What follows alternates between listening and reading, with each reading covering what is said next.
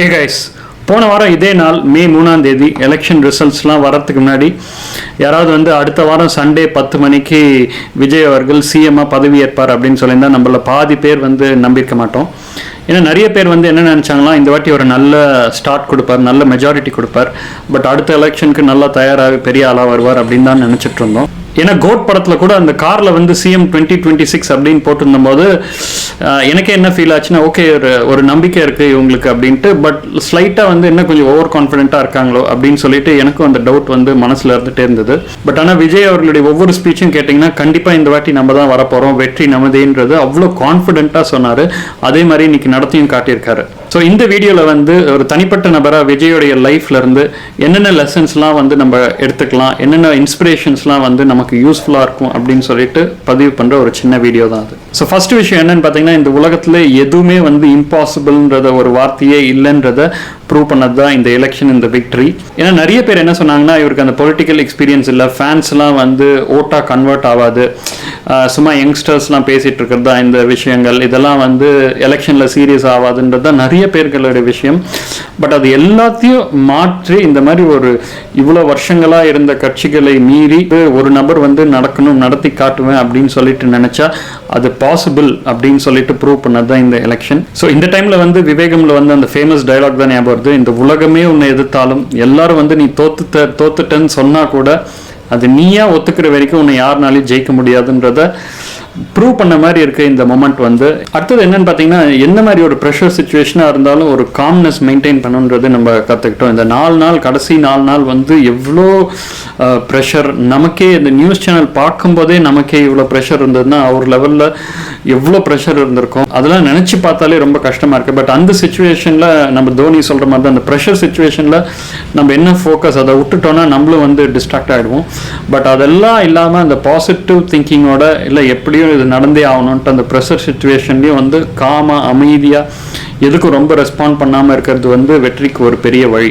அவர் தளபதி சொன்ன டைலாக்கே தான், உசுப்பேத்துறவங்கிட்ட உம்முன்னு கடுப்பேத்துறவங்கிட்ட கம்முன்னு இருந்தால் வாழ்க்கை ஜம்முன்னு இருக்குன்றது அவர் ரியல் லைஃப்பில் நடத்தி காமிச்சிருக்காருன்னு சொல்லிட்டு நம்ம கண்டிப்பாக சொல்லலாம். அதுக்கப்புறம் பார்த்தீங்கன்னா, விஜய் எப்படி அவருடைய கம்ஃபர்ட் ஜோன்லேருந்து வெளியில் வந்தார். அதாவது நல்ல பேயிங் சினிமா இண்டஸ்ட்ரி, பேர் இருக்குது, புகழ் இருக்குது, நிறைய சம்பளம், எல்லாமே லைஃபே கம்ஃபர்டபுளாக போயிட்டுருக்கு. பட் இது எல்லாத்தையும் விட்டுட்டு நம்ம பாலிடிக்ஸ்னால் ஒரு புது இடம் அங்கே என்ன மாதிரி இருக்கும், என்ன மாதிரி மக்கள் இருப்பாங்க, என்னென்ன மாதிரி சதிகள்லாம் நடக்கும், அதெல்லாம் எதுவுமே தெரியாமல் அந்த தைரியமாக அந்த கம்ஃபர்ட் ஜோன் விட்டு வெளியில் இதை நம்ம ட்ரை பண்ணணும், இதில் நம்ம ஜெயிச்சு காட்டணும்னு சொல்லியிருக்கிற அந்த தாட் ப்ராசஸ் அவருடைய சக்ஸஸ்க்கு ஒரு பெரிய ஊன்றுகோலாக இருக்குன்னு சொல்லிட்டு நம்ம நம்பலாம். ஏன்னா நாளைக்கு என்ன வேணா ஆகலாம். இப்போ கூட நம்ம பேசிகிட்டு இருக்கும்போது இன்னைக்கு சிஎம் ஆகிட்டார், பட் இதுக்கப்புறம் என்னென்ன அப்போசிஷன் பார்ட்டிஸ் என்னென்ன செக் வைப்பாங்க, நேஷ்னல் லெவலில் என்னென்ன ப்ரெஷர் இருக்கும், அதெல்லாம் எப்படி இவர் கையாள போவார்ன்றது ரெண்டாவது விஷயம். பட் இந்த சுச்சுவேஷன் வர்றதுக்கு அவர் எடுத்த அந்த தைரியமான முடிவு ஒரு பெரிய சப்போர்ட்டிங் ஃபேக்டராக இருந்திருக்கு. அதுக்கப்புறம் அவரை சுற்றி எவ்வளோதான் நெகட்டிவிட்டி ஸ்ப்ரெட்டாக இருந்தாலும், எவ்வளோ ஒரு கிரிட்டிசிசம் இருந்தாலும், அவர் ஃபோக்கஸில் இருந்து அவர் மாறாமல் அந்த கோலை நோக்கியே போயிட்டு இருந்தார். ஏன்னா ஒவ்வொரு பழிக்கும் ஒவ்வொரு அக்யூசேஷனுக்கும் அவர் நின்று விளக்கம் கொடுத்துட்டு அவங்களுக்கு ஈக்குவலாக சண்டை போட்டுட்டு இருந்தால் அவருடைய கோலில் இருக்கிற அந்த ஃபோக்கஸ் கண்டிப்பாக மாறிடும். ஏன்னா எந்தெந்த விஷயம்லாம் நம்ம ஃபோக்கஸை டிஸ்ட்ராக்ட் பண்ணதோ அதுக்கு ரெஸ்பாண்ட் பண்ணிவிட்டு அதுக்கு ஒரு ஆக்ஷன் எடுத்துகிட்டு மற்ற நெகட்டிவிட்டிலாம் அப்படியே டோட்டலாக இக்னோர் பண்ணிவிட்டு நம்மளுடைய ஃபோக்கஸ் ஃபுல்லாக நம்ம கோல் டுவர்ட்ஸ் இருக்கணும் அப்படின்றத அவர் கண்டிப்பாக ப்ரூவ் பண்ணியிருக்காரு. அதுக்கப்புறம் அவருடைய ஜேர்னி டுவர்ட்ஸ் த கோல் பார்த்தீங்கன்னா, திடீர்னு அப்ராப்டாக திடீர்னு ஓவர் நைட்டில் எழுந்திரிச்சு ஒன்று சொல்கிறது அதெல்லாம் இல்லை.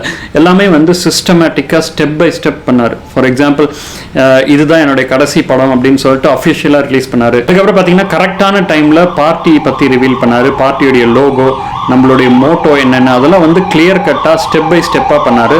அதுக்கப்புறம் எலெக்ஷன் நெருங்க அந்த கேம்பெயினிங் ஆகட்டும், அவர் அந்த விஷன் ஆகட்டும், என்னென்னலாம் நம்ம பண்ண போகிறோம், என்னென்னலாம் நம்ம மாற்றி பண்ண போகிறோம்னு சொல்லிட்டு எல்லாமே ஸ்ட்ரக்சர்டாக கிளியராக ஸ்டெப் பை ஸ்டெப்பாக இருந்தது. எதுவுமே திடீர்னு இமோஷ்னலாக நான் மைக் கொடுத்து திடீர்னு ஒரு ப்ரெஸ் மீட் கொடுக்கறது, இது தப்பு அது தப்புன்னெலாம் சொல்லாமல், ஸோ என்ன தான் நம்மளை சுற்றி நடந்திருந்தாலும் நம்மளுடைய பாத் கிளியராக ஸ்ட்ரக்சர்டாக நம்மளுடைய அச்சீவ் பண்ணுற விஷயத்துக்கு போயிட்டே இருந்தால் அது கண்டிப்பாக சக்ஸஸ் நோக்கி கொண்டு போகுன்றதை அவர் ப்ரூவ் பண்ணியிருக்கார்.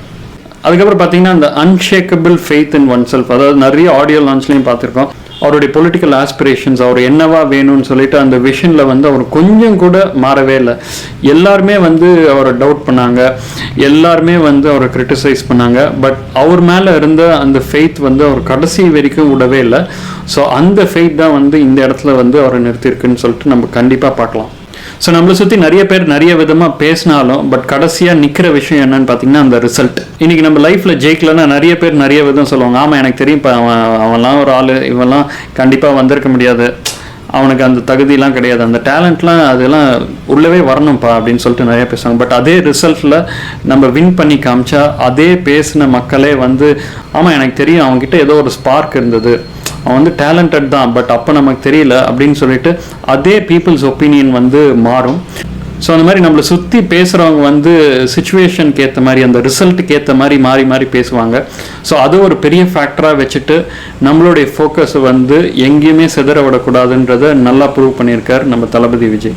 ஸோ ஓவரால் பார்த்தீங்கன்னா விஜயோடைய இந்த பொலிட்டிக்கல் ஜேர்னி, இந்த பொலிட்டிக்கல் அச்சீவ்மெண்ட், இந்த ஹிஸ்டாரிக் ரெக்கார்ட் வந்து ஒரு பொலிட்டிக்கல் வின் மட்டும் இல்லாமல் நிறைய பேருக்கு லைஃப்பில் ஒரு இன்ஸ்பிரேஷன். ஸோ அவர் லைஃப்லேருந்து என்ன நம்மளும் பாசிட்டிவாக கற்றுக்கலாம் அப்படின்னு சொல்லிட்டு சின்னதாக ஷேர் பண்ணலான்னு நினச்சது தான் இந்த வீடியோடைய நோக்கம். ஸோ நீங்கள் என்ன இந்த டாபிக் பற்றி நினைக்கிறீங்கன்னு சொல்லிட்டு நீங்களும் கமெண்ட் செக்ஷனில் எழுதலாம். மீண்டும் இன்னொரு இன்ட்ரெஸ்டிங் டாப்பிக்கில் நம்ம அடுத்த வீடியோவில் பார்க்கலாம். அது வரைக்கும் signing off is Gopi. Bye.